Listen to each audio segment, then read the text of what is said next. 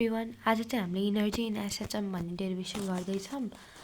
यसमा यो डेरिभेसनमा चाहिँ हामीले energy in simple harmonic motion कति हुन्छ भनेर निकाल्नु पर्ने हुन्छ।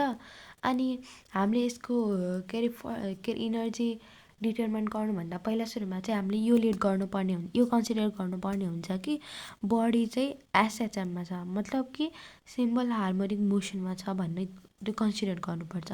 त्योभन्दा पहिला चाहिँ सिम्पल हार्मोनिक मोसन भनेको के हो त, कस्तोलाई भन्छ भनेपछि यदि यदि इफ द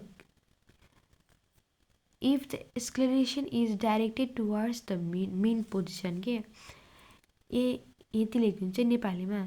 यदि acceleration is directed towards mean position,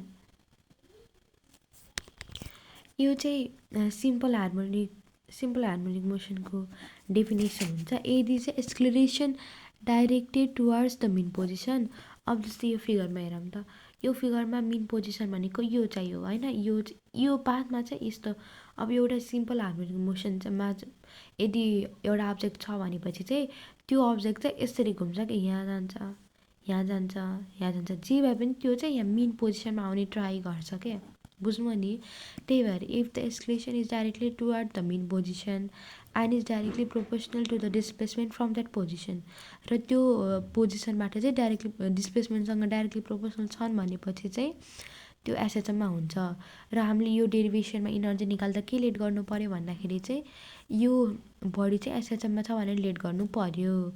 अनि यो एसएचएममा भएपछि चाहिँ त्यसको acceleration A is equal to minus omega square Y हुन्छ भने पनि थाहा पाउनु पऱ्यो है, यो चाहिँ थाहा पाउनु पऱ्यो यसमा जान्नुपर्ने अहिले। अब के भन्छ, consider a body executing in SHM with amplitude R and time period T with angular velocity omega, let M with the mass of the particle, यो सबै लेट गरेको मात्र। Acceleration of the particle when is displacement from the mean position is given by is Y भनेपछि is given by कति हुँदैछ, A is equal to minus omega square Y, बुझ्नु नि। यो चाहिँ हाम्रो एक्सलेरेसन हुन्छ एउटा पार्टिकलको यदि चाहिँ त्यो एसएचएममा छ भनेपछि, बुझ्नुभयो नि। अब त्यो पछाडि चाहिँ हामीले के भनेको छ, के निकाल force acting on the particle. जस्तै अब यो पार्टिकल भयो होइन, यो एउटा पार्टिकल भयो, यो जस्तै यहाँ एउटा पार्टिकल छ, यो यसरी घुमेछ, यो वाइ डिस्प्लेसमेन्ट छ यति चाहिँ, अनि एदेखि बीमा जान्छ, ए भनेको के अरे मेन पोजिसन हो, बी भनेको एक्सट्रिम पोजिसन हो होइन, यता आउँछ उता गर्छ, यस्तो गरिरहन्छ होइन। त्यसलाई चाहिँ अब यो बडीलाई फोर्स त अभियसली लाग्छ। अब यसलाई के फोर्स लाग्छ भन्दाखेरि रिस्टोरिङ फोर्स लाग्छ क्या। रिस्टोरिङ फोर्स चाहिँ यतातिर लाग्छ क्या। यतातिर कस्तो भनेपछि मैले अघि नै भनिसकेको छु, यो बडी चाहिँ के अरे मेन पोजिसनतिर जान ट्राई गर्छ, अनि यो मेन पोजिसनमा जानको लागि लाग्ने फोर्स नै रिस्टोरिङ फोर्स भन्छ क्या, बुझ्नु भने हो। त्यही फोर्स हो क्या, force acting on the particle के, त्यो पार्टिकलमा लाग्ने फोर्स, त्यो मेन पोजिसनमा आउन लाग्ने फोर्स कति हुँदैछ, फोर्स इजिकल टु यामे, अनि ए को ठाउँमा माथिको लेख्यौँ, यामको ठाउँमा याम भयो होइन, यो त बुझ्नुभयो।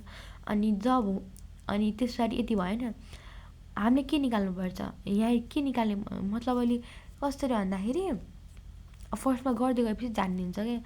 जब अब के ले when particle is displaced by small displacement D by the small work down is, के गर्नु पऱ्यो भन्दाखेरि चाहिँ अब यो फेरि बनाएँ मैले फिगर, यो थीटा भयो होइन।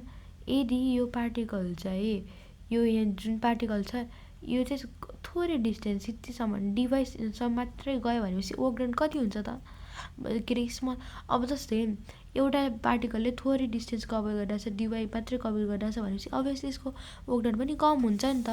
त्यही भएर डिडब्ल्यू इजिकल टु वर्कडनको फर्मुला के हो, फोर्स टाइम डिस्प्लेसमेन्ट हो कि होइन, यदि डिस्प्लेसमेन्ट छ भनेपछि यहाँ के चाहिँ स्मल डिस्प्लेसमेन्ट छ, त्यही भएर डिडब्ल्यू लेख्ने, अनि फोर्सको फोर्स भयो, अनि डिवाई, अनि यहाँ माइनस कसरी आयो सोच्नुभयो होला होइन। हाम्रो यहाँ फोर्स लाग्ने कतातिर छ, डिस्प्लेसमेन्ट लाग्ने कतातिर छ के, फोर्स र डिस्प्लेसमेन्ट हाम्रो के अघि नै के भनेको थियो, रिस्टोरिङ फोर्स यता लाग्छ भनेको थियो कि नै हो। यो रिस्टोरिङ फोर्स र डिस्प्लेसमेन्टको के अरे डाइरेक्सन फरक छ, त्यही भएर चाहिँ यहाँ माइनस लेखेको, बुझ्नु नि। यति लेखाएको छ, मतलब फरक डाइरेक्सनमा छन् दुइटा, त्यही भएर चाहिँ माइनस लेखेको हो, बुझ्नुभयो। अब अब यो चाहिँ थोरै यति मात्रै डिवाई डिस्प्लेसमेन्ट कभर गरेको बेलाको वर्कडन भयो। अब होल डिस्प्लेसमेन्ट कभर गरेको वर्कडन कतिको हुन्छ त? अब होल डिस्प्लेसमेन्ट त अब यस्तो भने यस्तो छ, फिगरमा फेरि बनाउँछ है, त्यहाँ बुझिँदैन क्या, अनि त्यही भएर है यस्तो भयो होइन। यो मिन पोजिसन भयो, यो भनेको यसको डिस्प्लेसमेन्ट डिवाई भयो, यतातिर लाग्ने भनेको त्यही अघि नै भनेको थियो त के अरे रेस्टोरिङ फोर्स त्यही लाग्छ। अनि यो भनेको मिन पोजिसन भयो, यो भनेको एक्सट्रिम पोजिसन भयो। अब यो यदि थोरै अब यदि डिआई मात्र डिस्प्लेस यति मात्रैसम्म पार्टिकल डिस्प्लेस गरेपछि सानो वर्कडन लाग्ने भनेको यति हुन्थ्यो भनेपछि टोटल वर्कडन कति लाग्छ त पुरै डिस्प्लेसमेन्टको लागि भनेपछि पुरै डिस्प्लेसमेन्ट कति छ त? वाइ छ, बुझिराख्नु भएको छ नि। अनि 0 देखि वाइ हो कि होइन टोटल डिस्प्लेसमेन्ट के हामीले लग्नुपर्ने, बुझ्नुभयो नि। मतलब यो पुरै डिस्प्लेसमेन्ट यसले कभर गरेको वाइ हो के, अनि त्यही भएर 0 देखि वाइ लेखेको यस्तोमा एन्टिडेरिभेट गर्दाखेरि। अनि डिवाई अनि यो भयो माथिकै ए आयो, अनि पछि यस्तो यो अब यो दुइटा कन्सटेन्ट भयो, अगाडि आयो वाइ त्यो भयो, वाइ स्क्वायर बाई 2 भयो। यसको एन्टिडेरिभ गर्दा बुझ्नुभयो नि, वाइको एन्टिडेरिभ के हुन्छ, वाइ स्क्वायर बाई 2 त हुन्छ होइन। अनि त्यो भयो, अनि वर्कडन यति आयो। अब यो वर्कडन चाहिँ पोटेन्सियल इनर्जीको रूपमा कन्भर्टेड हुन्छ, यो चाहिँ थाहा पाउनु पऱ्यो होइन। यहाँनिरको वर्कडन चाहिँ के हुन्छ, पोटेन्सियल इनर्जीको रूपमा कन्भर्टेड हुन्छ। र पोटेन्सियल इनर्जी कति आयो त? 1/2 m omega square y square. Potential energy कति आयो बल्ल? 1/2 m omega square y square आयो, बुझ्नुभयो। अब त्यस पछाडि आयो हामीले अर्को के थाहा पाउनु पर्यो, अब हामीले पोटेन्सियल इनर्जी त आयो, अब हाम्रो पालो के छ, काइनेटिक इनर्जीको। त्यस पछाडि भाल्ला यहाँ इनर्जी आउँछ, टोटल इनर्जी आउँछ। त्यही भएर अब काइनेटिक इनर्जीको फर्मुला के हो, 1/2 m स्क्वायर हो। मास त थाहा होला रे, भेलोसिटी के राख्ने भनेपछि भेलोसिटी अफ द पार्टिकल यदि एसएसएममा कुनै पार्टिकल छ भने त्यसको भेलोसिटी कति हुन्छ, v = √r² - y स्क्वायर। यो र एक्सक्लेरेसनको फर्मुला चाहिँ यो र यति लेखिदिन्छु -ओमेगा² भएर। यदि चाहिँ थाहा पाउनु पऱ्यो नर्मल्ली के, यसमा छुट्टै गर्नको लागि, मतलब यो डेरिभेसन गर्नको लागि, अरू त नर्मली थाहा भइहाल्छ। यो दुइटा कुरा चाहिँ थाहा पाउनु पऱ्यो, यति भयो होइन। अनि काइनेटिक इनर्जी 1/2 m स्क्वायर, एमको ठाउँमा त्यो भयो, अनि भीको स्क्वायरको ठाउँमा यो लेख्यौँ, अनि यति आयो kinetic energy of the particle 1/2 m omega square r² - y square. अनि टोटल इनर्जी गर्दाखेरि कसरी यो आयो भनेपछि काइनेटिक इनर्जी र पोटेन्सियल इनर्जी जोड्दाखेरि अब पोटेन्सियल इनर्जी कति छ म गरिदिइहाल्छु यहीँनिर, यति छ। काइनेटिक इनर्जी कति छ, यति छ। यो खोल्छु है मैले, omega square y square minus 1/2 m omega square y square भनेपछि यो कट यति आयो, 1/2 m omega square y square यति आयो। अब यति मात्र गरेर पनि भएन, अब फेरि के निकाल्नुपर्छ भने यदि पार्टिकल मिन पोजिसनमा छ भनेपछि कस्तो मिन पोजिसन भनेको त बुझ्नुभयो होइन, यस्तो छ। यदि पार्टिकल मिन पोजिसनमा छ भनेपछि त अब यो पुरै डिस्प्लेसमेन्ट यहाँसम्म गयो भने पो वाइ डिस्प्लेसमेन्ट कभर गरे अघि, यहाँदेखि यहाँसम्मको डिस्प्लेसमेन्ट के भनेको थिएँ मैले अघि, वाइ हो होइन, वाइ हो। अब यो यदि मिन पोजिसन भनेको त यो हो, यदि यो मिन पोजिसनमा भइराखेपछि त त्यसको डिस्प्लेसमेन्ट कति हुन्छ त, 0 हुन्छ अभियसली, बुझ्नुभयो नि। यहाँदेखि यसले टोटल यसरी गर्दा कभर गर्ने डिस्प्लेसमेन्ट वाइ थियो। यदि यो मिन पोजिसनमा छ भनेपछि मिन पोजिसनमा त डिस्प्लेसमेन्ट 0 छ, त्यही भएर यति लेखेको। अब पोटेन्सियल इनर्जी कति हुन्छ त भनेपछि पोटेन्सियल इनर्जीमा चाहिँ वाइको ठाउँमा राख्ने के value 1/2 m omega square y square हो नि त्यसको फर्मुला, वाइको ठाउँमा राख्दा त 0 आयो। अब काइनेटिक इनर्जी गर्दा के आयो, kinetic energy 1/2 m omega square r² - y square भयो त, अनि वाइको ठाउँमा के भयो, 0 भयो भनेपछि यति आयो काइनेटिक इनर्जी। अब यहाँबाट यो यति काइनेटिक इनर्जी आयो भने के बुझ्न सकिन्छ त, हेर्नु टोटल इनर्जी र काइनेटिक इनर्जी सेम आयो कि नै। हामीले यहाँबाट के बुझ्न सक्छौँ भनेपछि चाहिँ यदि बडी चाहिँ मिन पोजिसनमा छ भनेपछि, यदि बडी चाहिँ मिन पोजिसनमा छ भनेपछि चाहिँ त्यसको काइनेटिक इनर्जी र त्यसको टोटल इनर्जी सेम हुन्छ, बुझ्नुभयो नि। काइनेटिक इनर्जी र टोटल इनर्जी सेम हुन्छ यदि बडी चाहिँ मिन पोजिसनमा छ भनेपछि। यदि पार्टिकल चाहिँ एक्सट्रिम पोजिसनमा गयो, एक्सट्रिम भनेको यहाँ पोजिसन भनेपछि यसले कति डिस्प्लेसमेन्ट कभर गर्छ त, वाइ गर्छ।